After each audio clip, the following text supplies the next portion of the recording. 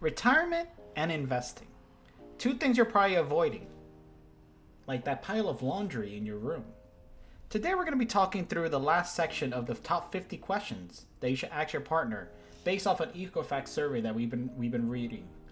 So, let's dive right into the last section right now. So the last section that we'll be going through is retirement and investing questions. So, let's go right through the first question.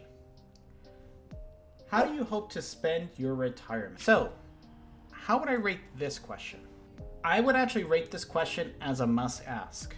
And the reason for this is because depending on how you're going to spend your retirement will actually tell you what kind of retirement funds you're going to need in order to survive your retirement age.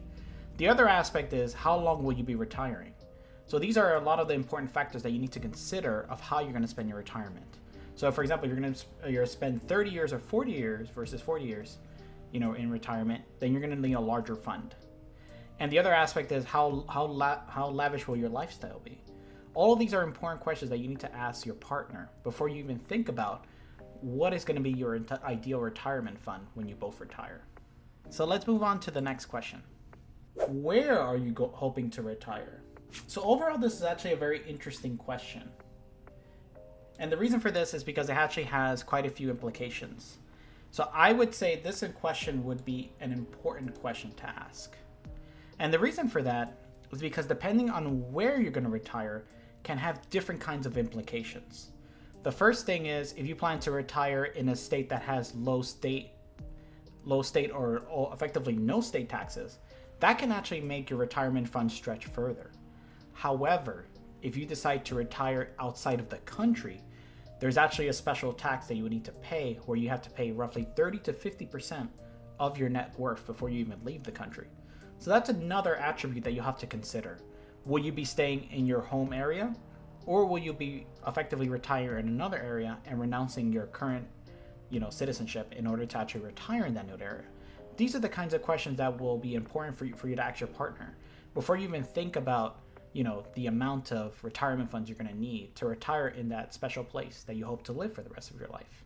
Now, let's move on to the next question. What is your ideal retirement age? In all honesty, this one is actually another important question to ask your partner as well. And the reason for that is because, as I mentioned, depending on what age you decide to retire, there's people who would love to retire, for example, in their 30s. But you also have to look at your lifespan. If you plan to live for another 50 or 60 years after your 30s, you're going to need something substantial in order to actually be able to fund your lifestyle. Even like the basic necessities like rent, food, gas, and other items will have a long-term impact on how much retirement funds you're going to need. Because things that cost a certain amount today will not cost the same in the future. So depending on your horizon of how long you're going to be retired, that's going to impact the amount of retirement funds you're going to need. Especially if you're a party of two or a party, or more. So depending on if you have like loved ones as well, who you need to support. So it's important to be very considerate of not just the age you retire, but also who else will be with you on your journey as you retire. So let's move on to the next question. Do you expect to retire when your spouse does or at different times? So how would I rate this question? I would say this question is somewhat important.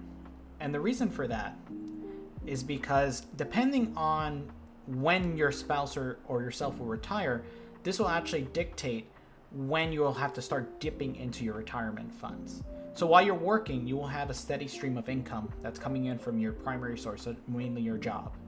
But once you're fully retired, you will only have things that you built in your retirement fund to draw from, whether it's rental income, whether it's your 401ks, or any of these other retirement plans that you have. It's important to understand when you or your spouse will retire, because that's going to dictate when you need to start pulling from these different retirement accounts and how long they're going to last you. So it's somewhat important for you to understand this in order for you to actually dictate this with your spouse. Hello everyone, my name is Anthony and I'm the host of TheLostSanctuary. I hope you've been enjoying our content so far, and if you have, please feel free to like and subscribe. Also, we have our website up here, and we also have some socials down here, and as always, leave your comments down below.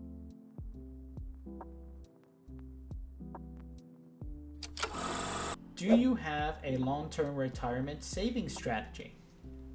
Now, how would I rate this question? I would say this is a must-ask question. And the reason for that is because you can't really retire without a plan. Most people have financial planners to help them kind of trend and see when they're going to hit their goal. And some people decide to just do it on their own. But you need to have a plan. If you don't have a plan, then how are you going to make it to your final destination? If you need to have an effective plan in order to dictate, how much your returns are every year, when are you going to reach your final goal of, like, let's say $1 million, $2 million, whatever your goal is. You need to have a steady stream of income, flowing into your retirement plan, and then effectively make it to your finale. Because without that, you're never gonna get the treasure you're looking for, the X on the map. So make sure you always have a plan. Let's move on to the next question. What retirement accounts do you have, and how often do you contribute to them? So let's define what are the different types of retirement accounts. So one of the types of accounts that's very common in most cases is called a 401k. 401k is basically a long-term account that you invest into with a portion of your paycheck. Usually there's limits around 8% of your salary that you can either put pre-tax or post-tax. If you do it pre-tax, then essentially when you retire, you'll have to pay any taxes on the gains you get.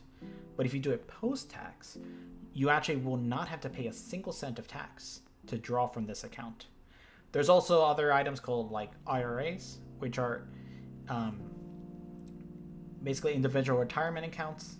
There's the Roth one, which basically means post-tax contribution, and there's one that you could contribute pre-tax as well.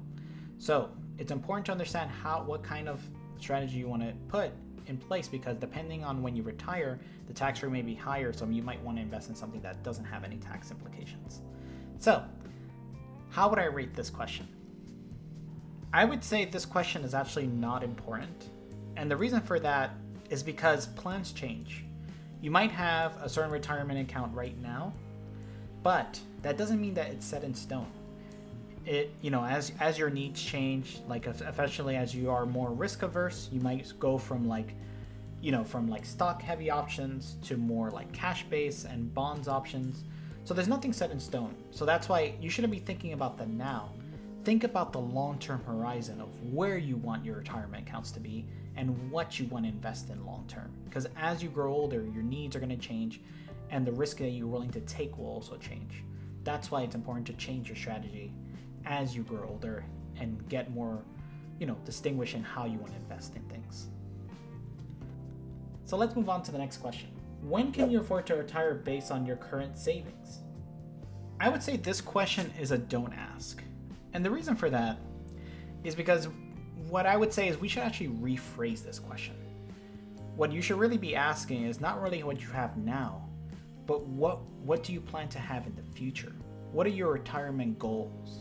How much money do you hope to have by the end of your retirement journey?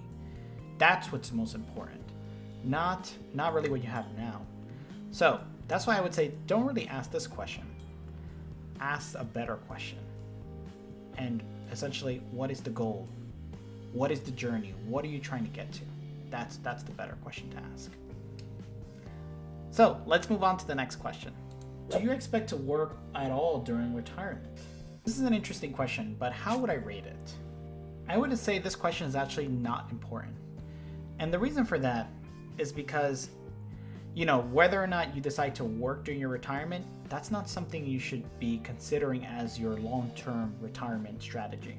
And the reason for that is because just because you're working at this moment does not mean you'll have the ability or the capacity to continue working throughout your entire retirement.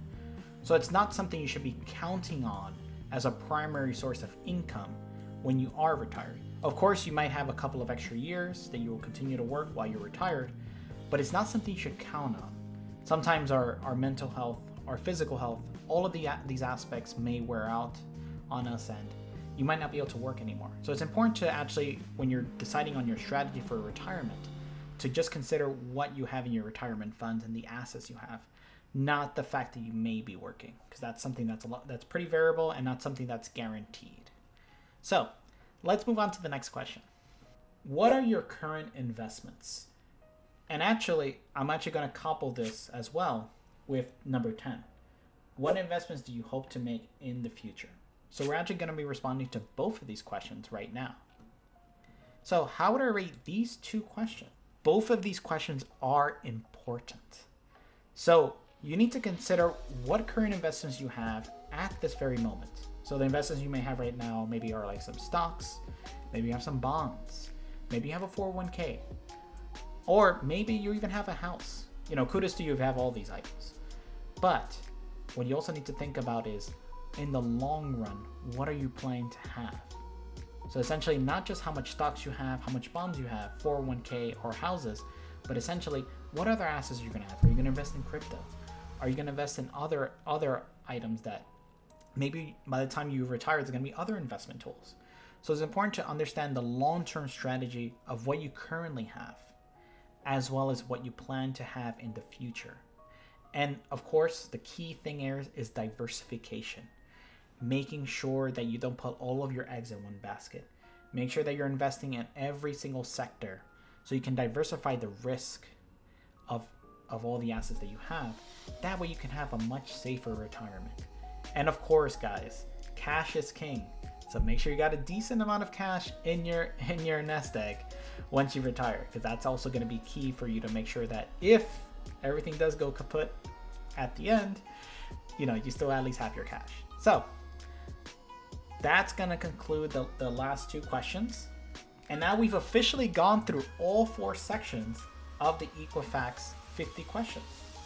So I just want to say that I want to thank you for joining me in this series.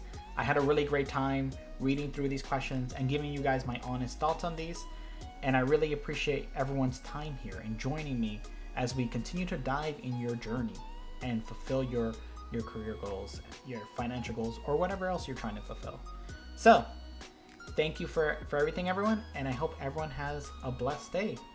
Adios. Keep doing what you're doing. You're doing an amazing job, and I'm wishing everyone out there all the best. All right, until next time, adios.